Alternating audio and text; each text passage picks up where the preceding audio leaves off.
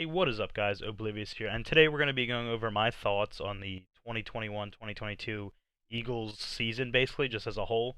Yeah, so I guess I have a bunch of notes over here that I just kind of keep it in line and not just go all over the place. And I'm going to be going through, and then we have some, other random tabs to look at, but here's just the Eagles schedule, so maybe we'll go through some games and stuff like that as I talk about them. But let's just start with some of the notes. So, overall, I thought it was a very good season. Like, no one really gave us a chance. We were, I think, gambling wise, we were supposed to win either 5.5 games. The over under for our wins were 5.5 or over, and like 6.5 or something like that. So we went 9-8.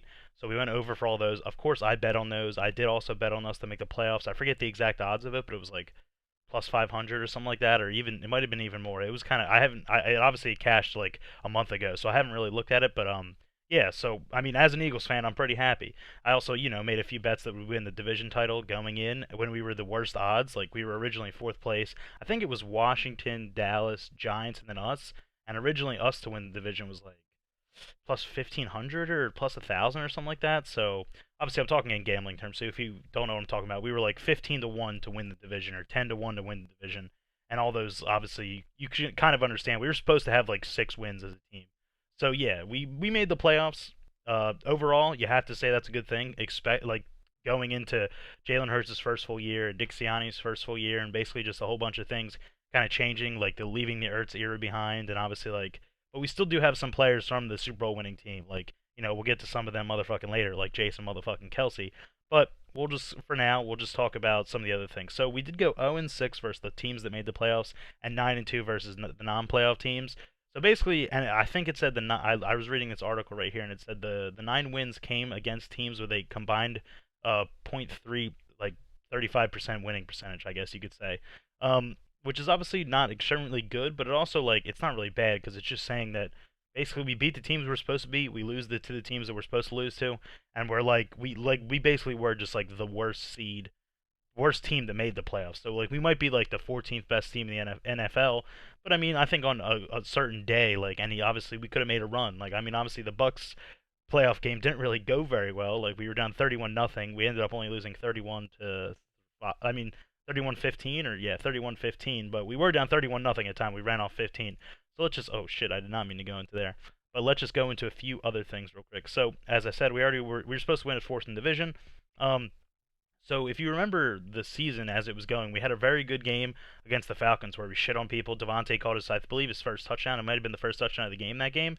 And it was like, oh fuck, everything's looking up. And then we ran off 3 losses in a row, so we were like 1-3. I don't remember exactly when it happened, but maybe it was the Panthers game or possibly the Bucks game. But we basically just started. It was the whole remember the whole Nick Sirianni thing where he said he was gonna like plant sunflowers and they have to nurture them and you have to grow and all that shit, which I actually kind of missed out on when it happened. I didn't really go on like Twitter that like day or week, I guess, but I kind of heard about it and I saw all the memes like later about it. But basically, if I remember correctly, I believe some players went to talk to Sirianni and they said like, oh, we should start running the ball. Like we've been doing that for literally like that's how we won a fucking Super Bowl. Like we just play good defense and run the ball a lot. And obviously, Nick Foles, fucking Big Dick Nick, just fucking going absolutely crazy. And we actually had an aerial game that was like fucking wild to watch. But basically, we just made it that whole season because we just ran the ball down teams' throats. Because the best thing about the Eagles for the past like basically since we've had like Lane Johnson and Travis Kelce, and when Jason Peters was still pretty good, and we still had obviously Jason Peters, was our offensive line. We were absolutely, and Brandon Brooks was there, and like who was our left guard? I don't even fucking know. Let's not. I don't really feel like thinking about it right now. My brain's already fucking fried. I've been up all night, but thinking. I've been writing this for probably the past like 15 minutes or so because I just wanted to try to cover a bunch of different things. But basically, like the whole sunflower thing happened, and then we started running the ball after that, and that's how we started winning. That's how we beat up on the bad teams because we would just run the ball, play pretty solid defense, and then Jalen Hurts could pass the ball to Davonte and fucking Giles Goddard and basically and like Quez Watkins, and we were pretty solid at it. So I was thinking about this actually when I was on the shitter like I believe it was yesterday. So Sirianni's first year, and it seemed like it was going bad. Obviously, we were 1-3 at a certain time, and then we had that comeback win versus the Panthers. But I just was thinking about it, like, how do I feel like waking up as an Eagles fan about Nick Sirianni being my coach? And I assume that most Eagles fans feel relatively positively, like currently, towards that.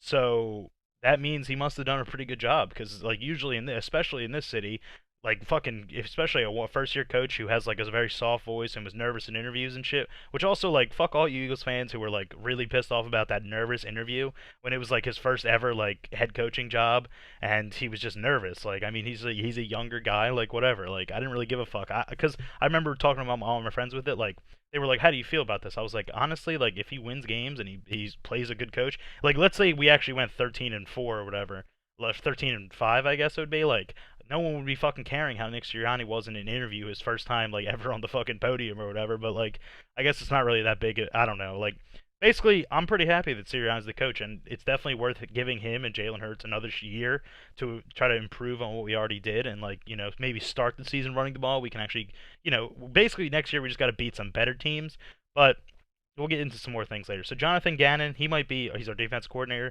He obviously, I've heard, I think it's like the Broncos and like maybe another team. He could possibly be the head coach for that. It seems like a lot of people want that to happen. A lot of Eagles fans on like my Twitter feed and stuff like that because they think like our defense is really bad. I mean, I don't really know like exactly.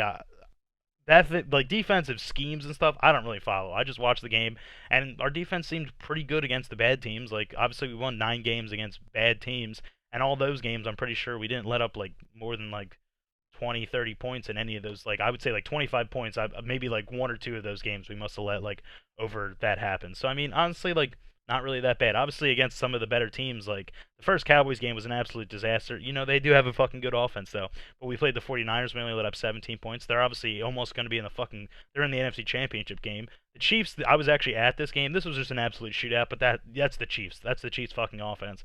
We only let the Bucks score 28. Like obviously we let them score more in the playoffs, and it was like much much easier. And obviously this like I'll get into this in a second, but basically we were like a very second here. I'll just go to this now, but we were basically a second half team because I was going through it because like as I was watching this season, like obviously I saw every single game except for basically like the first half of the Raiders game. So I watched every single game other than the first half of the Raiders game.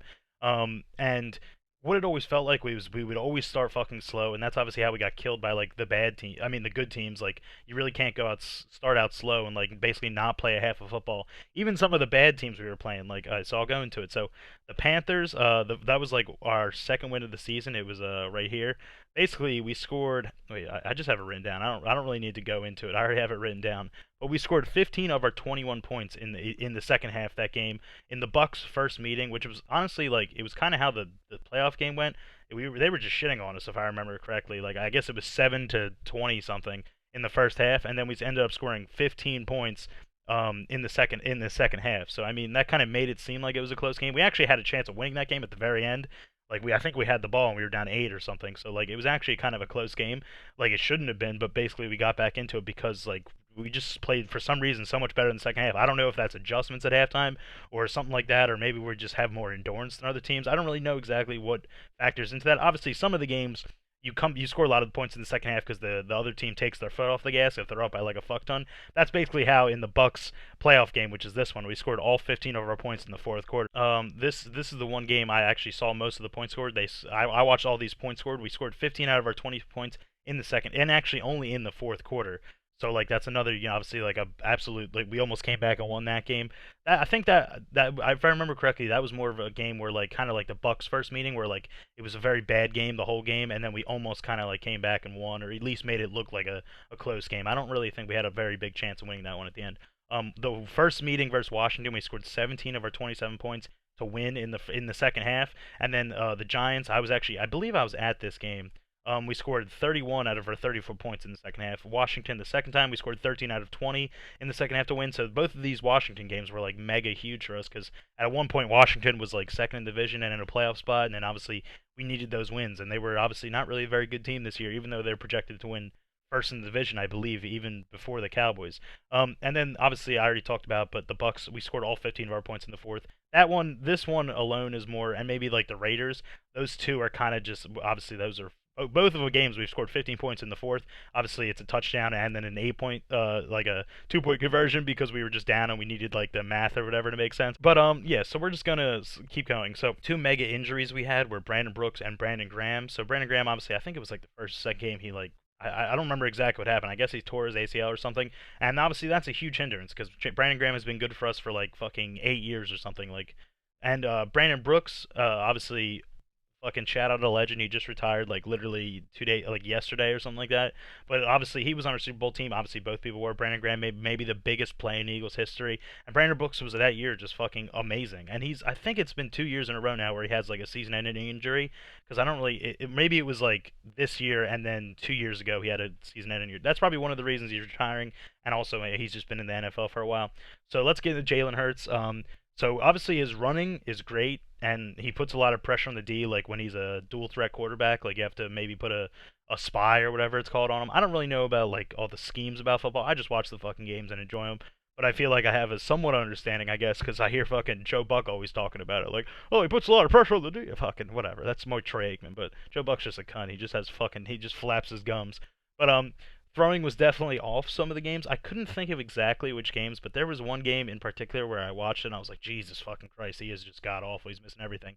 And it definitely maybe some of like the earlier games in the season, like maybe some of the first like 6 games, he did not really look good. It was his first, and then it was his first full year, and obviously I think he got announced that he's going to be the starter next year. I completely agree with that. Him and Sirianni should just stay together and just give it another go because we weren't supposed to be good and we made the playoffs. If we can actually improve, because we have like three, I put it up here, but we have the 15th, 16th, and 19th draft picks. I'm not really going to go into like who I think we should get or like what positions because like that kind of thing, like I don't really know. Like obviously everyone's saying we should get linebackers, but like Howie Roseman literally never gets linebackers. We have what? Singleton, Avery, and who am I forgetting? Singleton, Avery, and T.J. Edwards, or like Sean Bradley, basically. So I mean, those guys, I thought they were kind of okay, like not really like not like an absolute disaster. So I guess that's kind of good. I don't really know. Obviously, if you can get like a Darius Leonard or something like that, or like a Levante David, then obviously try to get that. I don't know if there's any really fucking like excellent linebackers in the draft. I watch college football, but I don't really focus on like the players individually. I just kind of bet on the games and watch them with like the sound off and shit. Um, so yeah, so definitely give Hurts more time.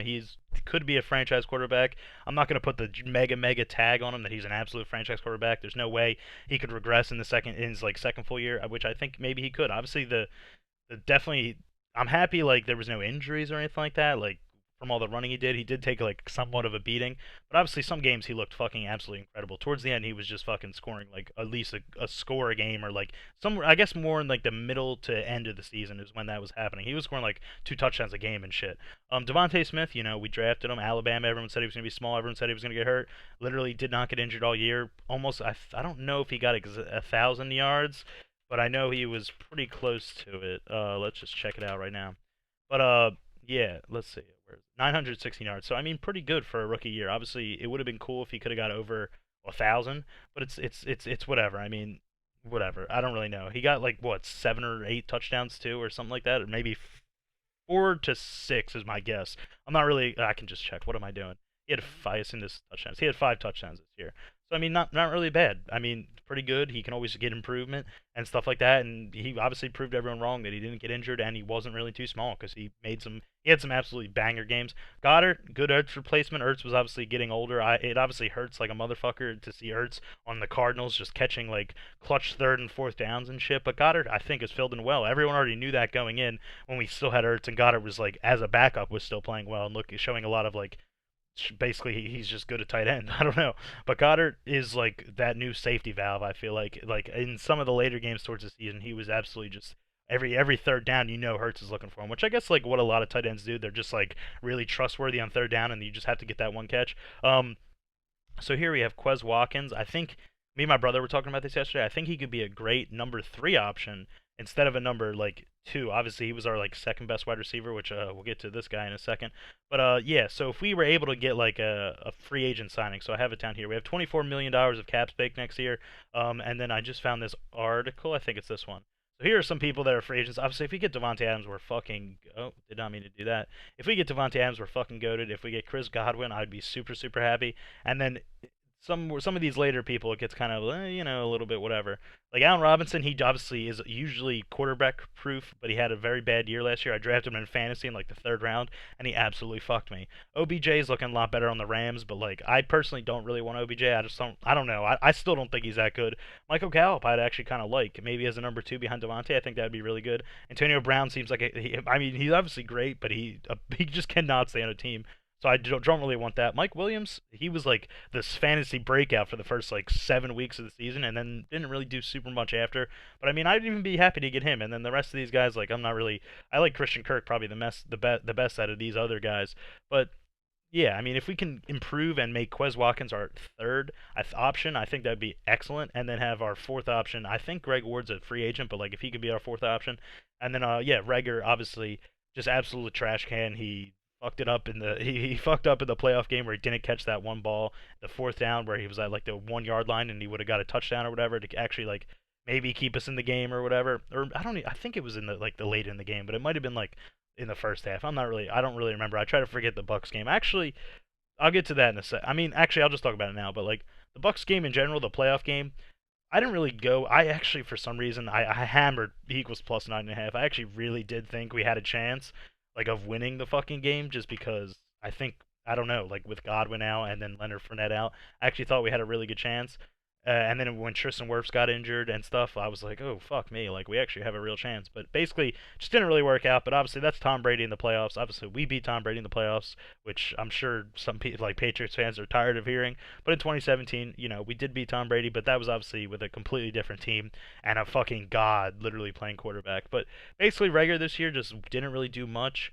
He fucked up a bunch of fumbles, like on fucking. He can't even return punts really well. I'm not gonna beat a dead horse here, like if you have a Twitter account and you're an Eagles fan, you've seen what I'm talking about. Like people are just destroying his fucking soul. So like him and Arcega Whiteside are like literally the two biggest like busts in the past few years for our people we've drafted basically. Like because we instead of getting Justin Jefferson, we got Rager, and then instead of getting DK Metcalf and probably a bunch of other people, we got fucking JJ Arcega Whiteside. Not really that good. Sanders, running backs I'm going to talk about right here. Sanders was hurt for 5 games. He had his highest yards per carry in his career. It was like 5.5 or something like that, and they still didn't get 200 carries on the season. So this is just like I don't know, like it seemed like when he played and when he got a bunch of carries, he would do well. Obviously, I also went to like 4 or 5 games this year, and a lot of the times I feel like he gets like maybe 4 rushes where he only gets like 2 or 3 yards, which isn't like the worst. But then he'll bust out like a few like 20 yarders, and then that really carries his yards per carry up. But overall, like I mean, I still think Miles Sanders is good and can be good. I remember him dropping a lot of passes or maybe not getting enough pass work this year because we had like Kenneth Gainwell and Boston Scott doing it. But I'm still fine with holding on to him. I don't really know how much we pay him or anything like that, so I'm not going to take that into account. But I still think Miles Sanders has a future. Um, Jordan Howard was surprisingly good for being really fucking old, and like this is his second stint on the Eagles. He towards the end of the season, like when we needed him and stuff, he was actually fucking awesome. He was getting like 80 yards a game, especially when Sanders was out, but then even not when he was just like the power back basically, and like he was just getting some of those early down carries. I thought he was really really good. Boston Scott's still good. Like he's like a good replacement for like the Corey Clement like Super Bowl team.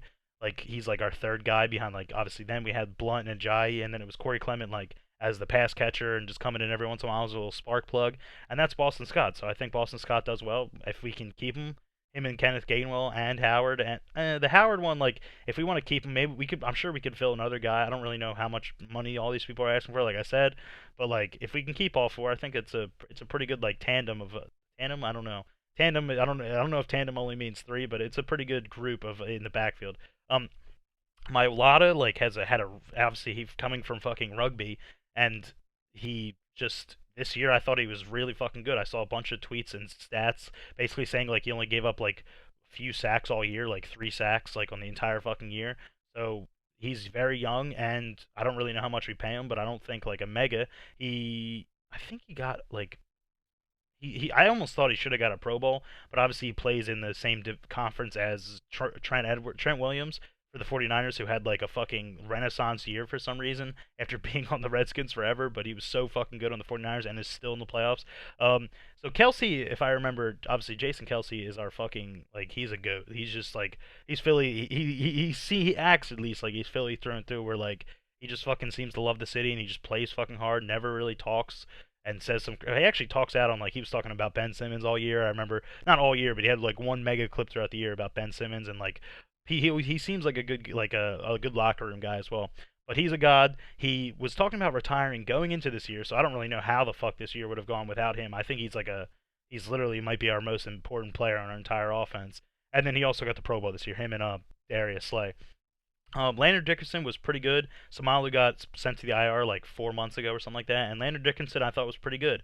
I mean, another thing I'm saying is like I don't really follow like I don't watch the film, so I don't really know exactly how good. But I try to do watch some Brian Baldinger, like his Baldy breakdowns or whatever, like after basically every Eagles game, and it was a lot like talking about Milata and Kelsey and Dickerson and stuff like that. And then our worst position, which is our right guard, was Nate Herbig and Jack Driscoll. I mean, not even saying that's just saying how good our offensive line is. I don't think either of these guys were really that bad, but they're kind of just like, from what it seemed like, they were kind of just like, average NFL linemen. Like, they weren't anything great, but the rest of the fucking team, the rest of the offensive line, I mean, and obviously, I didn't even write down Lane Johnson. He should have had a Pro Bowl, basically, in my opinion, and he was just incredible. And I think he also maybe missed some games. I don't really know. But Lane Johnson is just like, he's still like somewhat young. Like, he could definitely play a few more years, hopefully, and he's still just as good as he always has been, and I fucking love that man. So now we're just gonna quickly talk about some of the defense. Javon Hargrave just got into the Pro Bowl yesterday because someone got injured, and yeah, he was just a great little like free agent signing for us. He had all of his sacks. I remember like the first like 6 weeks he might have had like 4 or 5 sacks, and it was like people were talking about him like nationally basically because he had so many and he's interior lineman and he was doing fucking awesome and he was just like literally game breaking games. He kind of slowed off towards the end, but obviously still fucking very very impactful, and he played like 70% of the defensive snaps. So I mean, just fine. Obviously, if we can keep paying him and keep him, I'm happy about that. Darius Slay, one of the best cornerbacks in the league. Like, oh my god, I remember I was listening to the WIP, like, and I forget who it was. It was like one of the late nights. It was some dude named Johnson, and like one of the fans called in after I don't forget which game. It was like one of the early games when we were like kind of like 3-7 or something like that. And they were just saying like, oh, we pay all this guy all this money, and he never makes a big play. Like, we need more interceptions out of him and shit like that. First of all, if he's just like a lockdown corner, he doesn't really need to be getting picks for me, in my opinion. Like, if he's just locking down their best guy, that's what we pay him to do. Like, that's all he needs to fucking do. And then also, the funny thing is, literally after that, after I heard that, I was at Checkers, like at 2 a.m. and I heard it. Literally after that is when he started going on that streak where he was getting hella picks and hella touchdowns and like doing fucking basically everything. And he obviously got the Pro Bowl, so I'm very happy with the Darius Slay signing. Absolutely incredible. We saved him from the Lions fucking shit. Even though the Lions, they showed a lot of fight this year, and I gotta say it's Dan Campbell, MCDC motherfucker, but Motor City Dan Campbell. But Fletcher Cox, literally my favorite Eagle in the past like 10 years. I've just for some reason I used to fucking love him. He like when he was absolutely like in his like maybe third season, he was just a fucking wrecker. Like you saw, like he was like an Aaron Donald kind of guy, where like he would just blow up every play. He would just cause a massive pileup. No one could run on us. I think we averaged like under. We didn't have like a 100-yard rusher against us for like 20 games in a row or something when he was like in his absolute prime and Brandon Graham was fucking playing amazing and shit. But I think he's still like, he's still just a big ass body in the middle, and he's still like, he didn't get a Pro Bowl for the first time in a while, so that kind of shows like he's not as good as he once was. I mean, I'm not saying maybe he can't. I don't think he'll bounce back to like being a young Fletcher Cox again, but I mean, he's still good. Obviously, we pay him a fuck ton of money, but I mean, I can't see us parting ways with him. Like, just for I could see it like to save money and shit, but I just can't see it because I just love Fletcher Cox. Josh Sweat, showing a lot of improvement. He played 58% of snaps and got 7 sacks, and then Derek Barnett played 64% of snaps and only got 2 sacks, and they had like about the same amount of tackles. So this is just like basically Derek Barnett kind of being a bust and kind of regressing from some of his things. Obviously, him and Brandon Graham had the biggest play in history where Brandon Graham knocked it out of Tom Brady's hand and Derek Barnett recovered. Obviously, it's only Derek Barnett recovering a fumble, but it was in the Super Bowl. It was fucking awesome. Obviously, like one of the best moments of my entire fucking life and Eagles fans' lives, I assume. But yeah, like Josh Sweat, he seemed. I remember, I guess last year he only played like maybe like 20% of the snaps. He would be one of those guys who like comes in for a certain few plays a drive, and then just he always seemed like he had a high motor, but it was just because he wasn't really playing a lot. So he definitely got a lot more. I assume a lot more percentage of the snaps, and I think he did pretty good with them. Like I thought he was very impressive, and he's definitely a guy we can keep going with in the Ford. I hope we pay him, and I don't know if he's a free agent. I don't really know about all the contracts and shit. But that's basically everything I wanted to sum up. If you have any comments, just comment them. I mean, I love to read other Eagles fans' things. I'm sure people are going to roast Jalen Rager in the comments, maybe. I don't really know. But if anything you said I thought I was wrong or anything you agree with, let me know.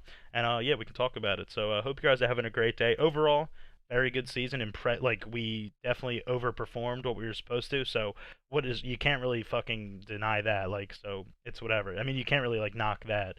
So hope you guys are having a great day. Please leave a like and subscribe if you enjoyed the video, and if you want to see more NFL, like actual like sports related videos instead of just like gaming shit, yeah, let me know. Have a good day and goodbye.